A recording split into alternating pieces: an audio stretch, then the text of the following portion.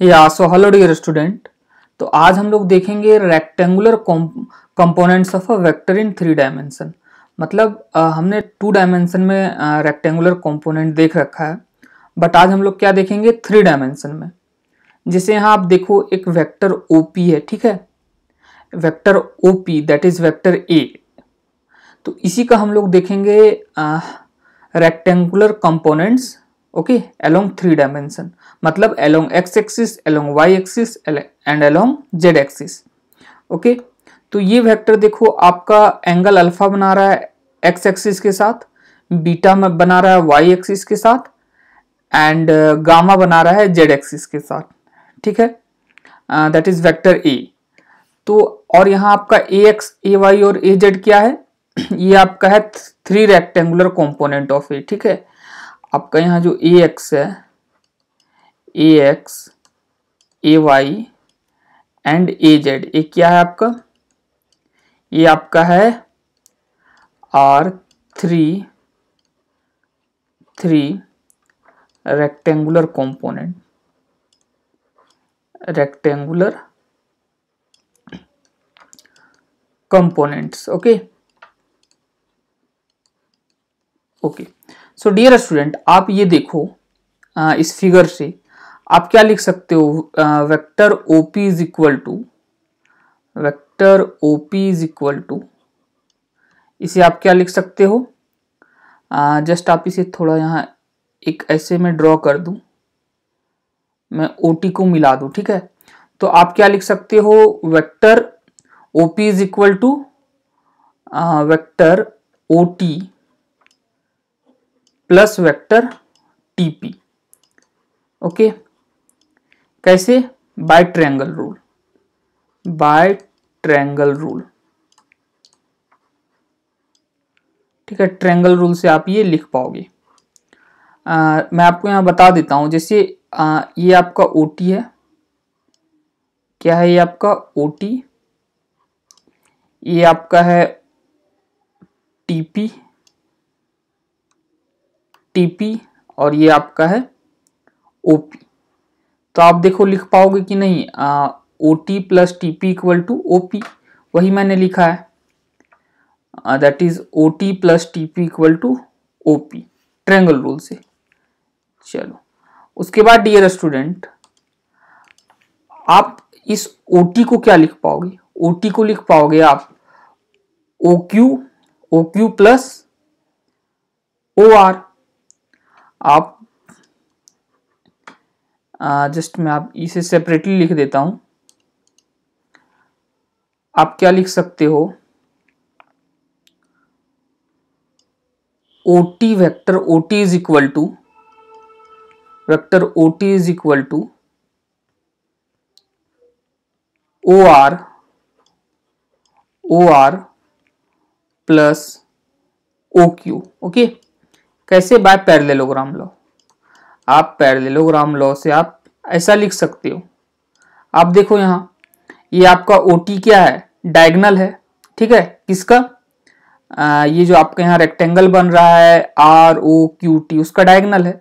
तो आप लिख सकते हो that is diagonal is equal to the vector represented by diagonal is equal to, ये दो साइड से उसका सम। ओके, चलिए, तो अब आप क्या लिख सकते हो, OP is equal to, OP is equal to, अब ओटी की जगह ये पुट कर दो, O R plus O Q, OT की जगह मैंने ये पुट कर दिया एंड फिर ये आपका आ गया TP, vector TP. Okay, so dear student, अब आप क्या लिख सकते हो, आपका ये ओपी क्या है, ओपी तो आपका वेक्टर ए ही है, ये आपका वेक्टर ए है। ओके,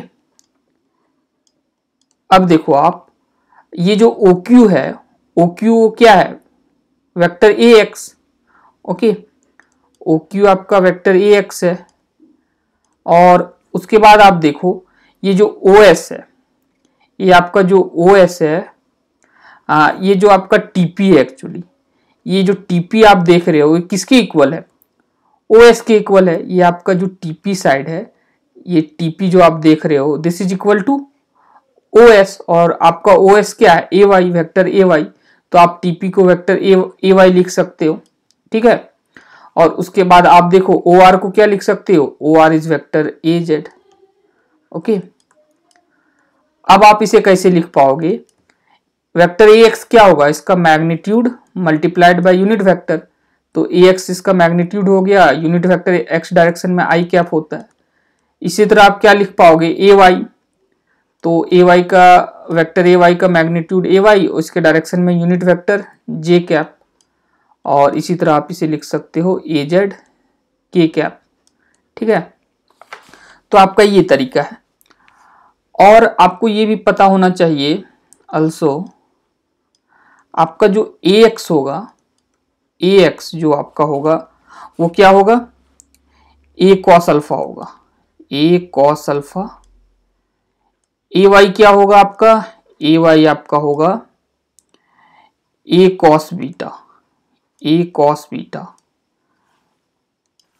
ए कॉस बीटा। और ए जेड क्या होगा आपका, ए कॉस गामा। ठीक है, ये कैसे होगा, जस्ट मैं आपको एक एक्सप्लेन कर देता हूं। A X equal to A cos alpha, just आप इसे यहां इस तरह मिला दो। ठीक है, पी क्यू को आप मिला दो, तो पी क्यू को जब आप मिलाओगे तो ये एंगल 90 डिग्री होगा। 3D में पता नहीं चल रहा है, बट ये आपका 90 डिग्री होगा। ठीक है, ये एंगल, दिस एंगल 90 डिग्री होगा आपका। तो आप जब यहां से अप्लाई करोगे cos alpha is equal to, cos alpha is equal to क्या होगा आपका, ये जो बेस है ये आपका क्या होगा, ये आपका बेस ए एक्स हो जाएगा, बी बाय एच, एच क्या होगा आपका यही हाइपोटेनस वेक्टर ए का मैग्नीट्यूड। तो आप यहां से A X equal to A cos alpha लिख सकोगे। ठीक है, चलिए इसे मैं हटा देता हूं। ओके, इसी तरह A Y equal to A cos beta and A Z equal to A cos gamma. Okay, चलिए उसके बाद डियर स्टूडेंट क्या होगा आपका, उसके बाद आप ये देखो, जस्ट मैं आपको फिगर में दिखाऊं।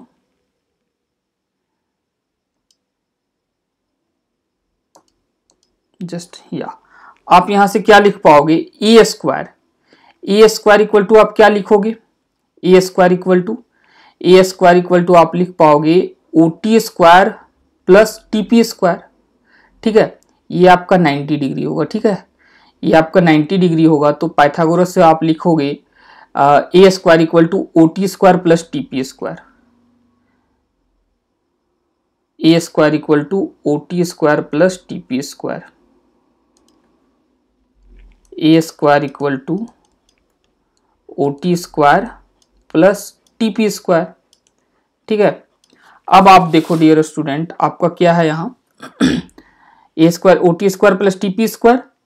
अब देखो आपका ये टीपी क्या है, टीपी आपका ए एक्स, ये क्या है ए वाई स्क्वायर है, टीपी आपका क्या है ए वाई।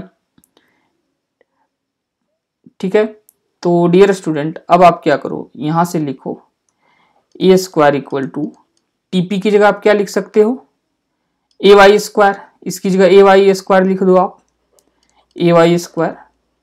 अब बात करूं मैं ओ टी स्क्वायर की, तो ये जो ओ टी स्क्वायर है ये क्या होगा, ये आपका नहीं होगा ए X square plus A Z square. आप देखो यहां एंगल आपका 90 डिग्री बन रहा है, ये एंगल आपका 90 डिग्री बन रहा है, एक्स और जेड एक्सिस के बीच एंगल 90 डिग्री होगा। मैं सेपरेटली बना देता हूं, देखो आपका ये ए एक्स है, ये आपका ए जेड है। ठीक है, ये ए जेड है, दोनों के बीच एंगल क्या है 90 डिग्री होगा। और आपका ओ टी क्या है, ये ओ टी है, दिस इज ओ टी। ठीक है, इसे मैं मिला दूं तो आपका ए जेड ये वाला है, तो ये भी ए जेड होगा। ठीक है, तो पाइथागोरस से क्या होगा, O T square equal to A X square plus A Z square. ठीक है, या आप पैरेललोग्राम से भी बोल सकते हो, एंगल 90 डिग्री है तो O T square equal to A X square plus A Z square. तो आप ओ टी स्क्वायर की जगह A X square plus A Z square put कर दो आप, तो ये आपका हो जाएगा A X square plus A Z square, O T square equal to, और ये टी पी स्क्वायर आपका ए वाई स्क्वायर है ही। ठीक है, तो अब आप यहां से क्या लिख सकते हो, magnitude of A is equal to under root A X square plus A Y square plus A Z square. Okay, ये आप लिख सकते हो, इसे आपको याद रखना है, इसे आपको याद रखना है। ओके, उसके बाद डियर स्टूडेंट क्या है, एक चीज आप याद रखना, ये ओके, आपको क्या याद रखना है कि आप पोजीशन वेक्टर कैसे लिख सकते हो, R equal to X I cap plus Y J cap plus Z K cap. ठीक है, आपका यहाँ एक्स और वाई और जेड क्या है, एक्स वाई जेड आपका कंपोनेंट ऑफ आर है, एक्स वाई और जेड ये क्या है, ये आपका कंपोनेंट्स ऑफ वेक्टर आर है। ठीक है, along X Y Z axis, along X Y and Z axis. Okay, तो ऐसे आप पोजीशन वेक्टर को लिख सकते हो यदि आपको कंपोनेंट्स पता है एक्स एक्सिस, वाई एक्सिस और जेड एक्सिस के along, that is R vector R is equal to X I cap plus Y J cap plus Z K cap. Okay okay dear student, तो फिर मिलेंगे next lecture में। So bye everyone.